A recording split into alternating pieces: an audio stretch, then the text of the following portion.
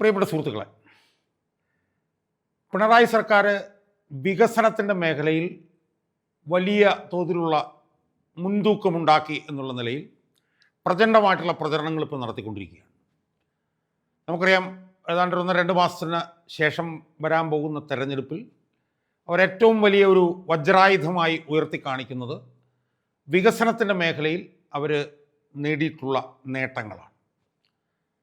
അപ്പോൾ നമ്മൾ റോഡിലൂടെയൊക്കെ നടന്നു പോകുമ്പോഴത്തേക്കും നമുക്ക് കാണാൻ കഴിയും, ഏത് ബസ് പോയാലും ആ ബസ്സിൽ മുഴുവൻ ഈ പരസ്യമാണ്, ഇതിൻ്റെ പരസ്യങ്ങളാണ്. പല പല മേഖലകളിലും അവരുണ്ടാക്കിയിട്ടുള്ള നേട്ടങ്ങളെക്കുറിച്ചിട്ടുള്ള പരസ്യങ്ങൾ. അതുപോലെ തന്നെ എവിടെ നോക്കിയാലും ഹോർഡിങ്ങുകൾ. ഇതൊന്നും കാണാതെ നമുക്ക് പുറത്തേക്ക് ഇറങ്ങാൻ കഴിയില്ല. ഇറങ്ങിയാൽ ഇത് കണ്ടിട്ടേ നമുക്ക് തിരിച്ച് കയറാൻ പറ്റും. അപ്പോൾ ആ പരസ്യത്തിനോടൊപ്പം എല്ലാം ഒരു മനുഷ്യൻ്റെ ഒരു AI ജനറേറ്റഡ് ആയിട്ടുള്ള ചിരിക്കുന്ന ഒരു മുഖം നമുക്ക് കാണാൻ പറ്റും.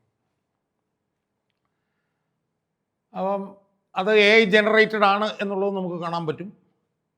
ആ മനുഷ്യൻ ചിരിച്ചുകൊണ്ടിരിക്കുന്നതാണ് എന്ന് നമുക്ക് കാണാൻ പറ്റും. അപ്പോൾ ആ ഫോട്ടോ നമുക്ക് കാണുമ്പോൾ നമുക്കൊരു ചെറിയ ഒരു വൈക്ലഭ്യം തോന്നും. കാരണം എന്താണെന്ന് വെച്ചാൽ ആ മനുഷ്യനെ സ്വാഭാവികമായി നമ്മൾ ചിരിക്കുന്ന മുഖത്തോടു കൂടി നമ്മൾ കണ്ടിട്ടില്ല. രൂക്ഷമായിട്ടുള്ള മുഖഭാവത്തിൽ പുച്ഛം, പരിഹാസം, ഇതൊക്കെയാണ് ആ മനുഷ്യനിൽ നമ്മൾ കാണുന്ന വികാരങ്ങൾ. എന്നാൽ ഈ പരസ്യവുമായി ബന്ധപ്പെട്ടുകൊണ്ട് ആ മനുഷ്യൻ്റെ ഒരു തല നമ്മൾ ദിവസം ഒരു 8-10 തവണ കാണും. അതൊരു AI ജനറേറ്റഡ് ചിത്രമാണ്. അത് മറ്റാരുമല്ല, കേരളത്തിലെ മുഖ്യമന്ത്രിയായിട്ടുള്ള പിണറായി വിജയനാണ്. പിണറായി വിജയൻ്റെ ചിരിക്കുന്ന മുഖം AI ജനറേറ്റഡ് ആണെന്ന് ഞാൻ പറയാൻ കാരണം വെച്ചാൽ ആ മനുഷ്യൻ ചിരിക്കാത്ത മനുഷ്യനാണ്. അതുകൊണ്ട് അയാളുടെ ചിരിക്കുന്ന മുഖം ഇല്ലാത്തത് കൊണ്ടാണ് ഈ പരസ്യത്തോടൊപ്പം വെക്കുന്ന ചിത്രത്തിലും അയാളുടെ മുഖം AI ജനറേറ്റഡ് ആക്കേണ്ടി വന്നത് അവരുടെ PR മാനേജർമാർക്ക്. നമ്മൾ അയാളെ നേരിട്ട് ഈ വിഷ്വലിലൊക്കെ കാണുമ്പോൾ നമുക്ക് കാണാവുന്ന അങ്ങനെ ഒരു മുഖഭാവം നമ്മൾ കണ്ടിട്ടുണ്ടല്ലോ. ചിരി എന്ന് പറയുന്ന മുഖഭാവം അദ്ദേഹത്തിൽ നമുക്ക് കാണാൻ പറ്റാറില്ല, വലിയ ബുദ്ധിമുട്ടാണ്. പിന്നെ കമ്മ്യൂണിസ്റ്റുകാർക്ക് ഈ തല കാണുമ്പോൾ വേറൊരു തോന്നലും കൂടി വരും. കാരണം എന്താ, അയാളൊരു കമ്മ്യൂണിസ്റ്റ് മുഖ്യമന്ത്രിയാണല്ലോ. CPM എന്ന് പറഞ്ഞ പാർട്ടിയുടെ മുഖ്യമന്ത്രിയാണല്ലോ പിണറായി വിജയൻ. CPM എന്ന് പറഞ്ഞ പാർട്ടിക്ക് വ്യക്തികളില്ല എന്നുള്ളത് എല്ലാവർക്കും അറിയാമല്ലോ. CPM എന്ന് പറഞ്ഞ പാർട്ടിയുടെ മുഖമുദ്ര എന്ന് പറഞ്ഞാൽ പാർട്ടിയാണ്, പാർട്ടിയുടെ നയമാണ്, പാർട്ടിയുടെ പ്രത്യയശാസ്ത്രമാണ്. അപ്പോൾ അതിനകത്ത് വ്യക്തികൾക്ക് ഒരു പ്രാധാന്യവുമില്ല. അത് തൊഴിലാളി വർഗ സർവാധിത്വത്തിന് വേണ്ടി പ്രവർത്തിക്കുന്ന ഒരു പാർട്ടിയാണ് ആ പാർട്ടി. ആ പാർട്ടിയിൽ വ്യക്തികളില്ല. ഇപ്പം ഇയാളുടെ തല കാണുമ്പോൾ നമുക്ക് ഓർമ്മ വരുന്ന വേറൊരു കാര്യം എന്താണ്, കുറേ വർഷങ്ങൾക്ക് മുമ്പ് VS അച്യുതാനന്ദൻ എന്ന് പറഞ്ഞൊരു മനുഷ്യൻ ജീവിച്ചിരുന്നപ്പോൾ അദ്ദേഹം പാർട്ടിയേക്കാൾ വളരുന്ന വ്യക്തിയാണ് എന്ന് പറഞ്ഞ് അയാൾക്കെതിരെ വലിയ പോരാട്ടം നടത്തിക്കൊണ്ടിരുന്ന ആളായിരുന്നു പിണറായി വിജയൻ. നമുക്ക് 2015 മറ്റോ എനിക്ക് ഓർമ്മയുണ്ട്, ഒരു ജാഥ ശംഖുമുഖത്ത് പര്യവസാനിച്ചപ്പോൾ അവിടെ വെച്ച് പിണറായി വിജയൻ നടത്തിയൊരു വലിയ പ്രസംഗമുണ്ട്. എന്തൊരു സൂഫി കവിയുടെ ഒരു കവിത ആണ് അവിടെ വെച്ച് പറഞ്ഞത്. അതൊരു കൊച്ചുകുട്ടി കടലിൻ്റെ അടുത്തേക്ക് ചെന്നു. കടലിനടുത്തേക്ക് ചെന്നപ്പോഴത്തേക്കും ഇങ്ങനെ തിരമാലകൾ അടിച്ച് കയറുന്നു. അപ്പോൾ പിണറായി വിജയൻ അവിടെ പ്രസംഗിക്കുകയാണ്. കുട്ടി നോക്കുമ്പോൾ തിരമാലകൾ ഇങ്ങനെ അടിച്ചടിച്ച് ഇങ്ങനെ കയറുന്നു. അങ്ങനെ കുട്ടി എന്ത് ചെയ്തു, ആ കുട്ടി ഒരു ബക്കറ്റിൽ ഒരു നിറച്ച് വെള്ളം എടുത്തുകൊണ്ട് വീട്ടിൽ പോയിട്ട് ബക്കറ്റിനകത്തേക്ക് നോക്കുമ്പോഴത്തേക്ക് തിരമാലകൾ കാണുന്നില്ല.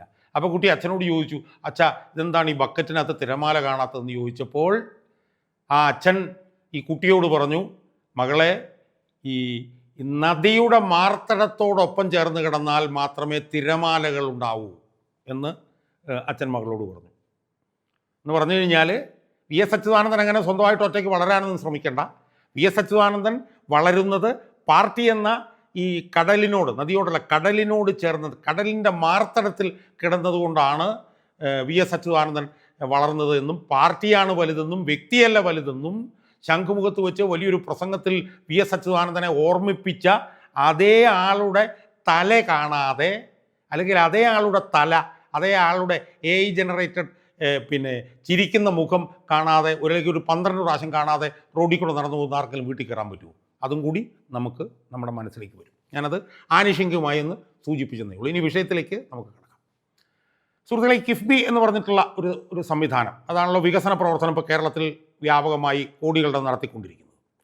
ആ കിഫ്ബി 2000 പാസ്സാക്കിയ കിഫ്ബി നിയമത്തിലെ 3.4 എന്ന് പറഞ്ഞ വകുപ്പ് പ്രകാരം 4 ആവശ്യങ്ങൾക്കാണ് അതിൻ്റെ ഫണ്ട് ചെലവഴിക്കാൻ പറ്റുക. ഒന്ന്, സംസ്ഥാനത്തെ പശ്ചാത്തല സൗകര്യ മേഖലയിലെ മുതൽ മുടക്കിനായിട്ട് പണം ചെലവഴിക്കാം. 2, പൊതുമേഖലാ സ്ഥാപനങ്ങളും മറ്റ് സ്ഥാപനങ്ങളും പശ്ചാത്തല സൗകര്യ വികസന പദ്ധതികൾക്കായി നടത്തുന്ന പ്രോജക്റ്റുകൾക്ക് സാമ്പത്തിക സഹായം നൽകുന്നതിനായി ഉപയോഗിക്കാം.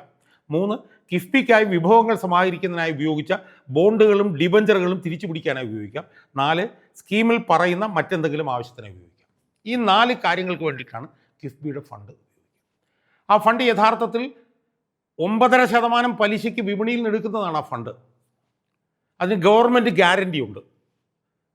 യഥാർത്ഥത്തിൽ നമ്മൾ പെട്രോൾ സെസ് എന്നൊക്കെ പറഞ്ഞ് കൊടുക്കുന്ന പണത്തിൽ നിന്നാണ് ഈ ഫണ്ട് അടിസ്ഥാനപരമായി ഉണ്ടാകുന്നത്. അപ്പോൾ അത് വികസന പ്രവർത്തനങ്ങൾക്ക് വേണ്ടിയാണ് ഉപയോഗിക്കാൻ വേണ്ടിയിട്ടാണ് എടുക്കുന്നത്. അത് ഈ 4 ആവശ്യങ്ങൾക്ക് വേണ്ടിയാണ് ഉപയോഗിക്കേണ്ടി വരിക.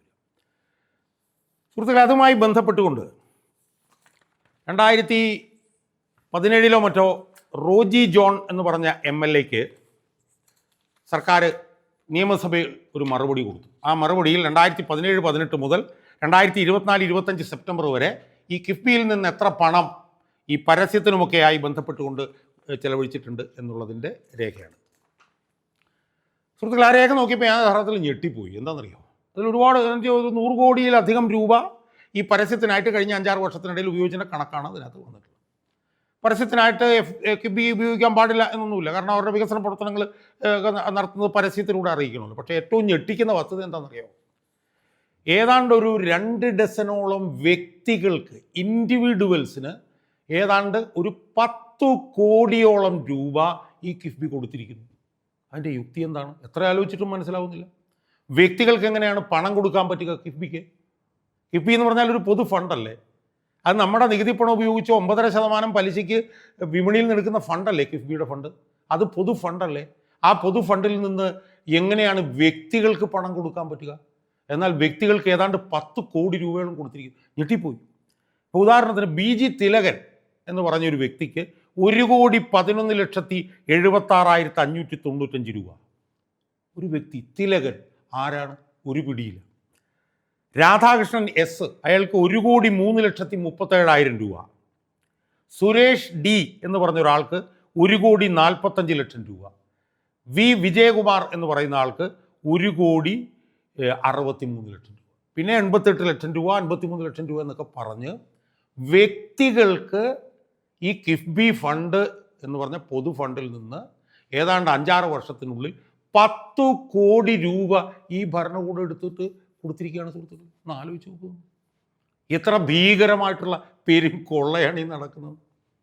നമ്മുടെ കേരളത്തിൽ വികസന പ്രവർത്തനങ്ങൾ നടത്താൻ വേണ്ടി 9.5% പലിശയ്ക്ക് സർക്കാർ ഗ്യാരണ്ടിയോടുകൂടി വിപണിയിൽ നിന്ന് എടുക്കുന്ന പണത്തിൽ നിന്ന് ഈ പിണറായി ഭരണകൂടം കഴിഞ്ഞ 5-6 വർഷത്തിനിടയിൽ മാത്രം ഏതാണ്ട് ഒരു 10 കോടി രൂപയോളം ഇൻഡിവിജ്വൽസിനെടുത്ത് കൊടുത്തിരിക്കുകയാണ്.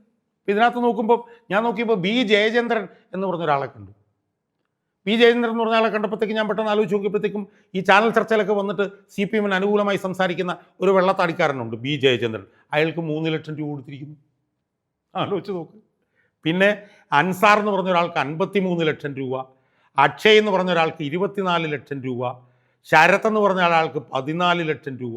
ഇങ്ങനെ വ്യക്തികൾക്കായിട്ടിങ്ങനെ പിന്നെ പണം കൊടുക്കുകയാണ്. അപ്പോൾ എന്താ യഥാർത്ഥത്തിൽ സംഭവിക്കുന്നത്? പൊതുപ്പണം എടുത്ത് വ്യക്തികൾക്കായിട്ട് അങ്ങ് വിതരണം ചെയ്തുകൊണ്ടിരിക്കുകയാണ് ഈ ഭരണാധികാരികൾ. പൊതുപ്പണം ചെലവഴിക്കുന്ന നടപടിക്രമമില്ല സുഹൃത്തുക്കൾ. പൊതുപ്പണം എന്ന് പറഞ്ഞാൽ പൊതുഖജനാവിൽ നിന്നുള്ള പണമല്ലേ, പൊതുജനങ്ങളുടെ പണമല്ലേ, നികുതി പണമല്ലേ.